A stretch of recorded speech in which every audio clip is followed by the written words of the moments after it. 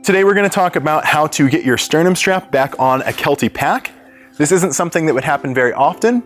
If you were to ever remove a sternum strap or you hang too many Mardi Gras beads from it and it pops off, we're going to talk about how to put that back on.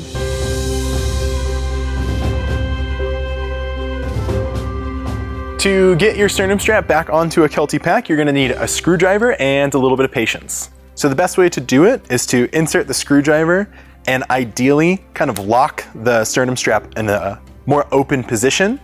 One of the ends will have a larger diameter than the other. So the goal is to use that and slot it onto the middle of the sternum strap.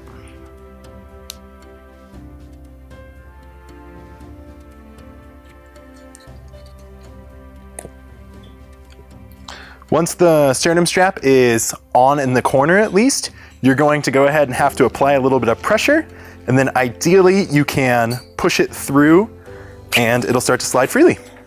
Once your sternum strap is back on your pack, you can go ahead and slide this up and down and adjust it as you see fit, and then you should be good to go hit the trails again.